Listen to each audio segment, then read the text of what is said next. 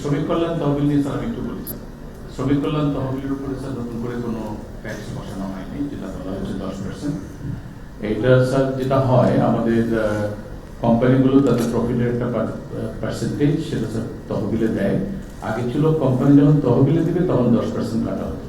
আমরা ওইটাকে স্যার সহজ করে বলেছি যে ওই সময় কাটা লাগবে না, যখন তহবিল যখন আমাদের পার্টিসিপেন্টদেরকে দিবে তখন 10% কাটা হবে। নতুন করে স্যার ট্যাক্স বসে নাই, এটাকে স্যার একটু সহজ করা হয়েছে যাতে করে ইমপ্লিমেন্টেশনটা ভালো হয়।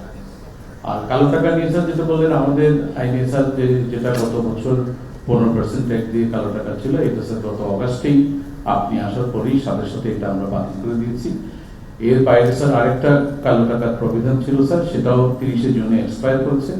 আমরা সেটাকে আর এক্সপান্ড করে নেই। সেটা হলো যদি কেউ জমি অথবা বাড়ি বা ফ্ল্যাট কিনে তাহলে একটু বেশি কর দিলে এটার উপরে কেউ কোনো কর্তৃপক্ষ এনবিআর অথবা সরকারের অন্য কোনো কর্তৃপক্ষ প্রশ্ন করবে না।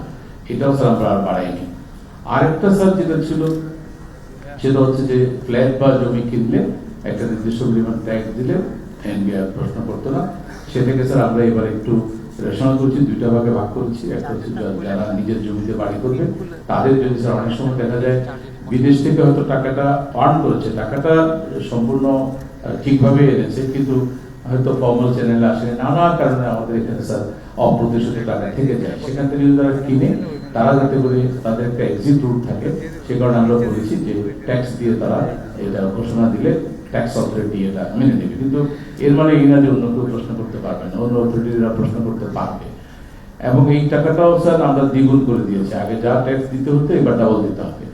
আরেকটা করেছি স্যার যেটা আগে ছিল না, ফ্ল্যাট ক্রয়ের ক্ষেত্রে এখানে প্রায় আমরা 5 গুণ বাড়িয়ে দিয়েছি।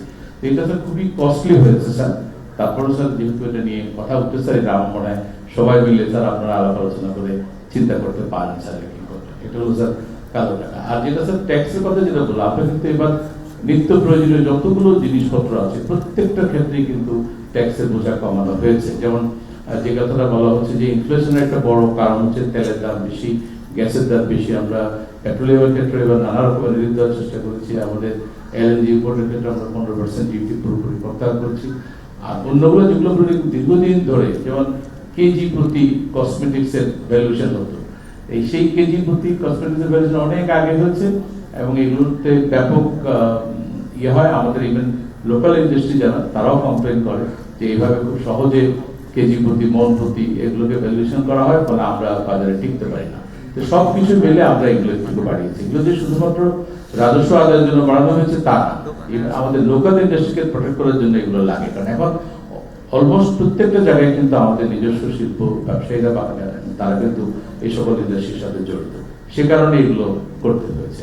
আপনারা দেখবেন যে খুব বেশি নিত্য প্রয়োজনীয় জিনিসপত্র নাই, নিত্য প্রয়োজনীয়গুলো সবগুলো আমরা খুবই কেয়ারফুলি এগুলোকে আমরা চেষ্টা করছি কমানোর জন্য। Thank you.